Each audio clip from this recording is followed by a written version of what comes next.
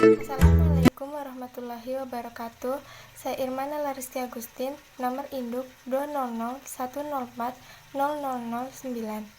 Program Studi Pendidikan Bahasa dan Sastra Indonesia. Topik yang akan saya bahas adalah Angkatan Balai Pustaka. Yang pertama, kita akan membahas tentang sejarah Angkatan Balai Pustaka. Pada tanggal 22 September 1917, terbentuklah komisi khusus bernama Balai Pustaka. Sejak saat itu, Balai Pustaka dijadikan pusat kegiatan mengarang. Tugas utama lembaga ini adalah menentukan buku-buku bacaan dengan baik bagi para siswa di sekolah.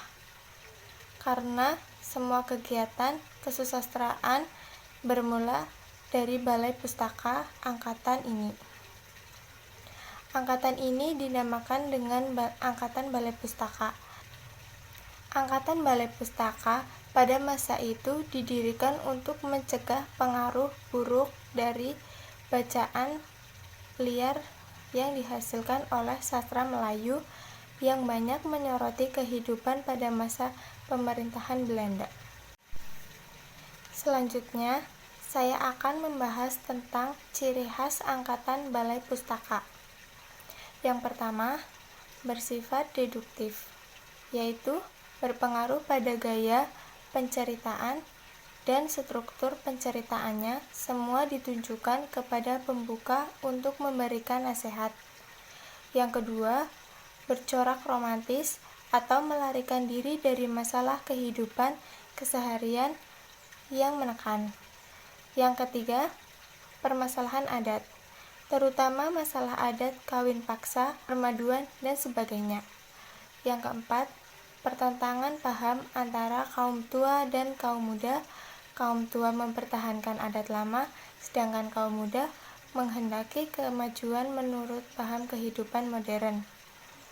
Yang kelima, latar cerita pada umumnya latar daerah, pedesaan, dan kehidupan daerah, misalnya novel Siti Nurbaya memiliki latar tempat di daerah Padang.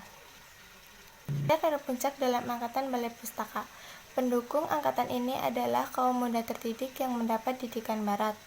Mereka ini pada awalnya diarahkan untuk menjadi pegawai negeri yang terampil dalam sistem pemerintahan Hindia Belanda.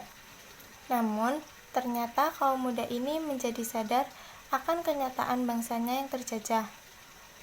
Konflik yang terjadi antara kaum muda dengan masyarakat berpangkal pada kesadaran mereka akan ketertinggalan bangsanya dalam berbagai bidang yang disebabkan oleh kungkungan adat tradisi dan berbagai macam penghambatan kemajuan. Beberapa novel menyorot dengan tajam konflik sosial politik ekonomi yang terjadi pada masa itu. Novel-novel tersebut adalah Siti Nurbaya dari Marhusli, Sarah Asuhan dari Abdul Muhis, Masalah Politik dan Adat serta Tradisi dengan gamblang diungkapkan di Siti Nurbaya dan Hulu Balang Raja. Masalah perkawinan antara suku dan antar bangsa digarap dengan bagus oleh Abdul Muiz di dalam Salah Asuhan. Dalam ketiga novel tersebut, juga dalam novel-novel yang lain, konflik sosial, konflik psikologis, suasana masa digarap dengan sangat mendalam, sehingga ketiga novel ini dapat dikatakan sebagai tanda-tanda zamannya, satu sejarah yang dilaluinya. Selanjutnya, pengarang pada masa Balai Pustaka beserta karyanya. Yang pertama, Anjar Asmara dengan novel Nusa Perida.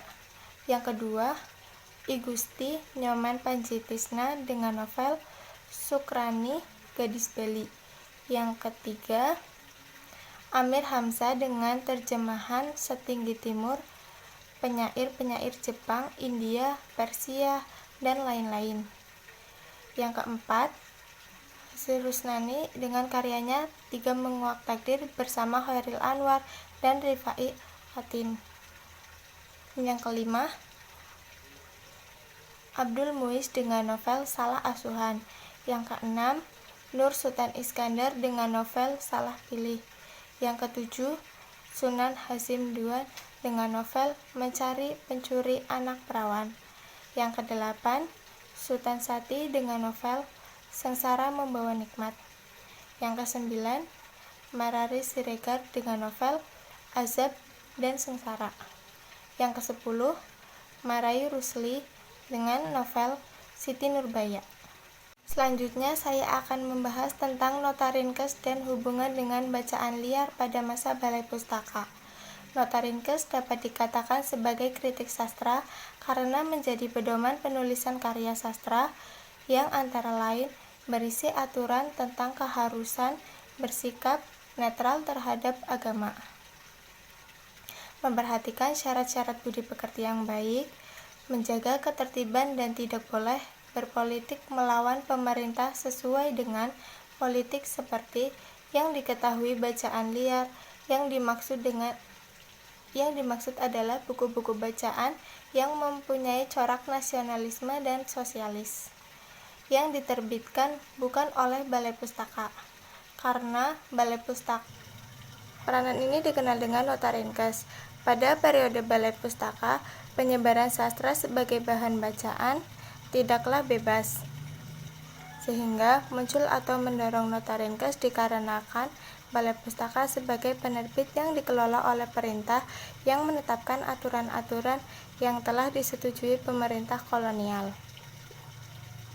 Sekian dari saya. Wassalamualaikum warahmatullahi wabarakatuh.